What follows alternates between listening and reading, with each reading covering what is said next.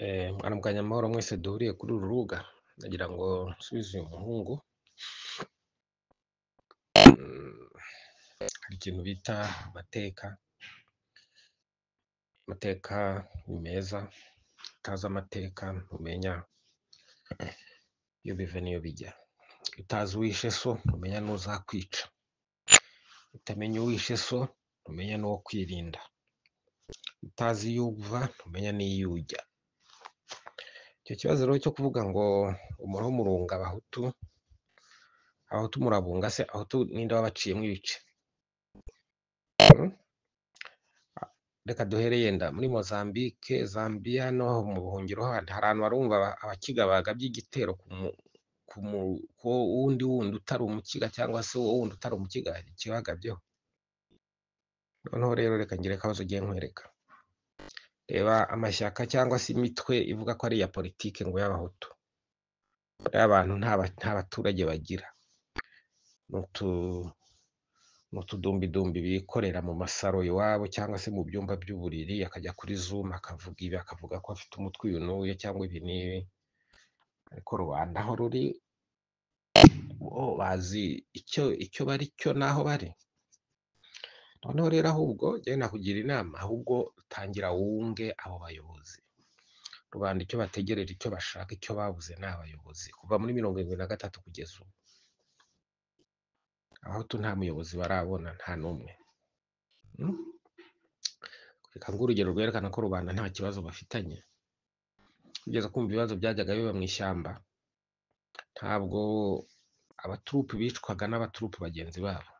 Abaturupu bicwaga n'ubuyobozi bwari bubi, cyangwa se buri bubi n'ubu, ntabwo mbizi. Ariko abantu ntaho twigeze twumva ngo kaporari runaka yishe kaporari mugenzi we kubera ko badakomoka hamwe.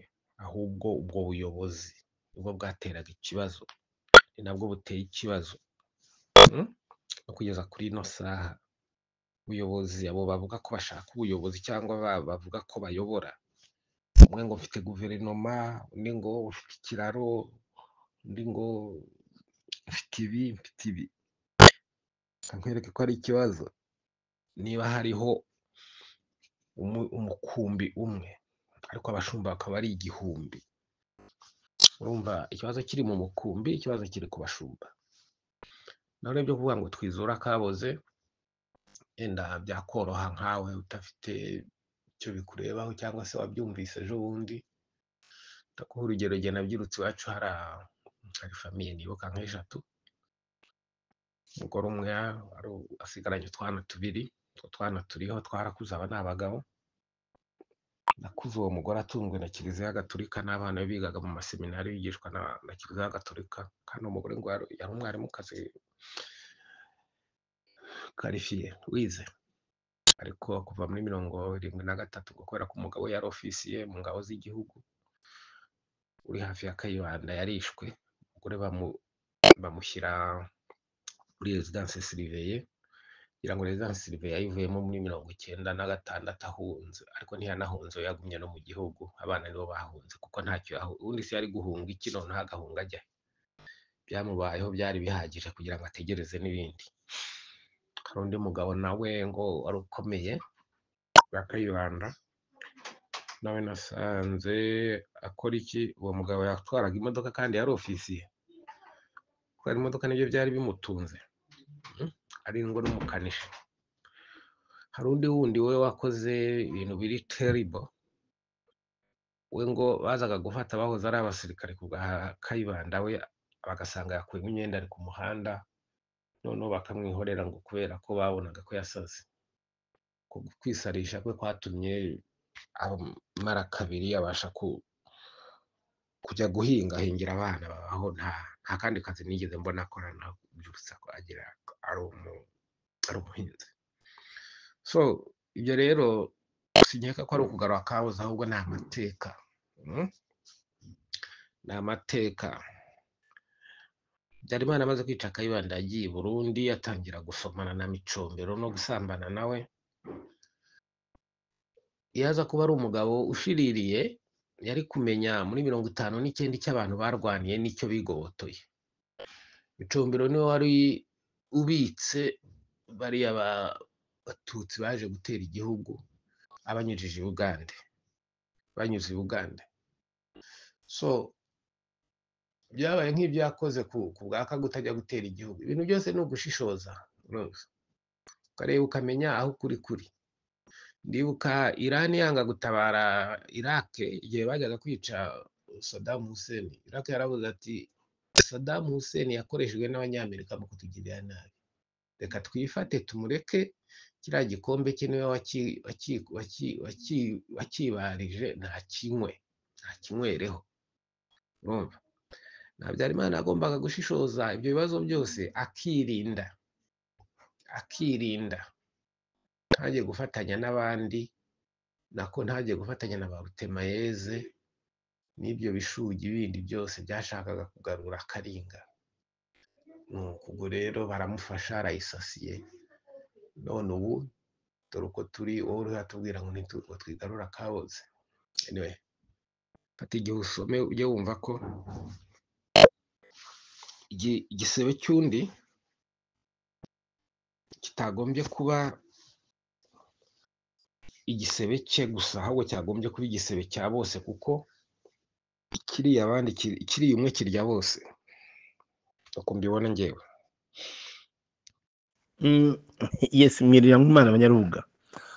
Nshatse kuvugira kuri uru rubuga kuko hari akantu nimbonye uyu mugabo bita Tuyisenga yavuze, ndeba n'uyu mugabo wundi ntabona izina neza yavuze amwikiriza, navuga ko amusobanuye neza, ariko nanone sinzi imyaka ya Tuyisenge afite, kuko birababaje ngo iyo utamenye iyo uva ntumenye iyo ujya.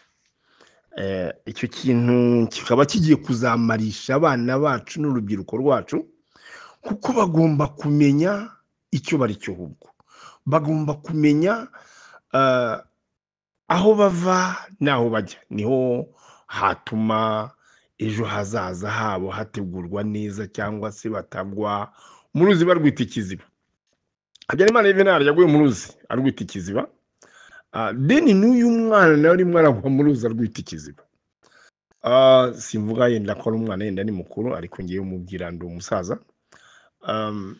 Iyo urebye neza ibyabaye ku ngoma ya Habyarimana Juvenal, ukareba neza n'iby'abana b'uyu munsi wa none n'ibyo barimo bigira, usanga ahubwo n'abari abana b'abatutsi bazabamara. Ejo bundi umuhungu wa Ngeze Hasani yakuviriye i Burayi, aho yararangije ngo amashuri y'ubudogiteri, aza kujoyininga ikindi gikundi muri South Africa, ngo baje mu bintu by'isangano ry'abanyabwenge.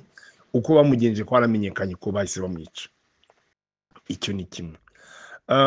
Ibi bintu iyo tuvuga ibintu byo ku ngoma ya Habyarimana Juvenal, iyo havuga ibintu byo Habyarimana Juvenal yakoze, twarumiye kuko Habyarimana Juvenal yakoze kudeta avuye ku rugamba rwo muri 1964, numva ko hari hashize imyaka 6 gusa, ari nawe uvuye kuri urwo rugamba, ariko yashukwa atashukwa, yaba initiative itaba initiative ye, yahise ajya gusomana na Micombero. Byumvikana ko analize zose zakozwe zerekana ko iriya kudeta yo muri 1973 Micombero yarayiri inyuma. Micombero nkuko uyu mugenzi wanjye amaze kubivuga, niwe muntu, niyo nyenzi nkuru yatoje, itegekera, itunganya kiriya gikundi ubona cyose cyaduteye kikaba gitwandaritse gutya. Ngira ngo iyo kudeta yarishyikiwe nanone n'umugabo bita Mobutu, nawe utaruzi iyo biva niyo bijya. Ariko cyari gitangaje nuko Kayibanda yazize abahutu b'i Burundi, ko bavugaga ko ubwo bamaze gukorerwa genocide, toutes les intellectuels du pays z'i Burundi bamaze kuzica z'abahutu, bien entendu, ko Kayibanda azashyira akabivuga muri UN mu nama za Assemblée Générale. Icyo gihe Micombero aca hirya arabikora, gushoka Habyarimana. Icyabitwemeje nuko umunsi wa mbere, ariko urugendo rwa mbere Habyarimana yakoze, ajya kuvuga ko barishije umugambi wa. Icyakurikiyeho murakizi, n'uyu mwana mumumbarize cyangwa se nanjye nimubaze, ushobora kumbwira uburyo ushobora gukora kudeta muri 2023 muri 2023 igihugu cyari kikiri mu icuraburindi cyari twari mu byo bita dark age abantu ba intellectuels twari dufite bakeya cyane toutes les intellectuels du pays bose ukabica ngo nabanyenduga aba ministre nta catastrophe humanitaire yabayeho nta muzure cyangwa ikindi kintu cyabarimbuye bose ukabicira kubamara noneho by the end ugafata Kayibanda ukamwicaga Kayibanda yapfuye afite imyaka 52 yarakiri energetic yari umuntu ufite energy zo kuba yakorera igihugu cyo kuba yamujyanama none hamwicana nabe bose ndibuka umugore wa Kayibanda ava mu rwerera aho bari barafungiye Kayibanda agenda n'amaguru bamufatiye barizinde mu ruhengera avuga ngo agiye kwirebera abana yarabyimbye amaguru tureke n'ibyo ngibyo ese ushobora kumbwira ubugome bari abantu bakoresheje bica aba bategetsi bo kuvuga Kayibanda cyangwa se abentellectuel bari icyo gihe ubugome bakoresheje n'uburyo babishe ubwo bugome bukomoka murabivuga ngo nukuzura kaboze biravugwa ngo nuko ngo nimureba aho mujya imbere ese imbere aho muvuga mujya ni hehe mujya imbere murimo kuvuga mutavuga icyerekezo cyawo mwavuze ibyo mu ishyamba muvuga n'abantu b'ubu ngubu ukuntu babayeho n'amashyaka arimo agenda korwa ariko by the end of the day hari abantu bakitwara nkaho nk'aba bakiga nyine bazi ko ejo bazasubira ku ngoma ejo bazongera bakagira ibyo bubaka byabo byo kurimbura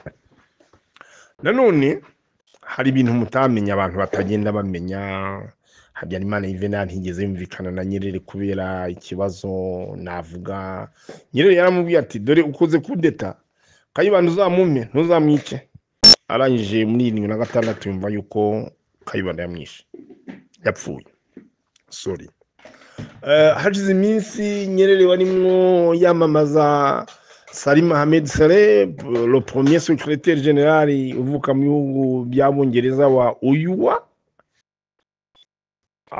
Nyerere yohereza emissaire spécial kugira ngo aze kwakijwe Habyarimana Juvenal yanga kumujijwe mu nama arangije aravuga bamubajije avuga ngo c'est pour l'intérêt de francophonie je pense hashize iminsi haza kuba ikindi kibazo cyo bitaga abolition de l'apartheid kurimburana n'imizi ivangura n'amoko ryo muri South Africa umushinga wari ukuriwe na Nyerere uwo mushinga wagombaga gupresentwa au niveau de l'organisation locale nyuma bakaza representer au niveau de l'ONU kugira ngo wemerwe Nyerere yongera kohereza emissaire spécial inshuro ya gatatu kugira ngo bahaye ijwi uwo mushinga kugira ngo bazabashe kuwupresenta muri UN Nyerere nabwo Habyarimana Juvenal yanga gutora kubera ko mu mbuto yari yamushutse tujye tuganira abantu bamenye ibintu iyo biva niyo bijya hari hashize iminsi umugabo bita Obote avuze yuko Habyarimana Juvenal ahora buri gihe ari kuri position ya Museveni ko ndetse u Rwanda rwabaye base arrière y'abarwanya ubutegetsi bwa Obote icyo gihe Obote bamaze kwemeza ko abakomorede bavuze ati rero reka yanga komorede ategeke turebe neza yuko byibura Uganda yabona amahoro Obote bamujyanye muri Zambia bamuha inzu ahantu bitaga Gafiwe bamuha inzu ahandi hantu bitaga Longwekazi ahantu abana bamuha inzu ya gatatu ahantu bitaga Woodlands mu nzu z'abategetsi ahantu yashoboraga kuruhukira ariko kugira ngo cya gihugu cya Uganda kibona amahoro hagati aho ejo bundi duterwa n'inkotanyi ziza zishyigikiwe nanone na Museveni wari inshuti yitwaga ngo ya Habyarimana Nyerere ufata Museveni nka yange komurede aravuga ati no Habyarimana yajya yabona atangira kurujwa yarore mwabonye mwese ngiyarusha mwiki mpaka Habyarimana mugushije hasi ibintu rero tuba tubamo ntabwo umuntu ararengwa yamara kujya hari akavuga ngo ngo abanyenduga banze kurwana, ngo Byumba yatanzwe na Kite, ngo ibi n'ibi birya no kwitana ba mwana. Iyo utari in charge, iyo utari un officier supérieur, iyo utari urivura ingabo cyangwa imbunda, witirirwa ko hafashwe icyo gute. Tuve muri ibyo bintu rero tujye ahagaragara, tuvuge ibintu bizima. Ikibyimba iyo utagikanze ntabwo kivamo ibikirimo, ari byo biri imbere uyu munsi wa none duhura nabyo. Tube mu bintu tuzi, ejo tutazamira nk'uwo mwana natangireho wangeze. Tumenye ibintu ibyo ari byo, tumenye iyo tuva, tumenye n'iyo tujya. Kw'iki kibazo rero cy'abakigana abanyenduga ntabwo ari ikibazo twavuze ngo uyu munsi turavugaho cyangwa se tukivugeho deep. Tugiye kukivugaho deep twavuga byinshi, haboneka byinshi.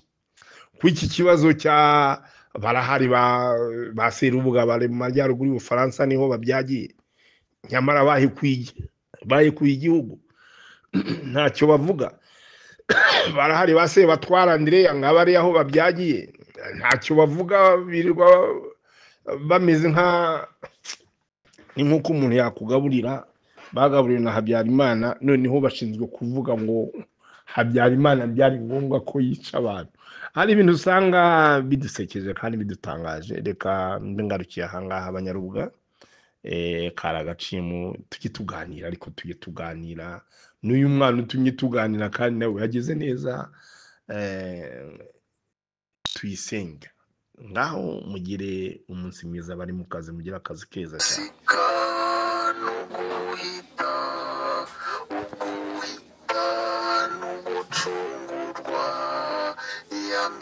Nyakanga ni Pasika y'Abahutu, iya mbere Nyakanga n'uguhita kw'Abahutu bavibu zimubagibuno, iya mbere Nyakanga n'ugucungurwa kw'Abahutu, iya mbere Nyakanga n'ubwigenge bwa rubanda.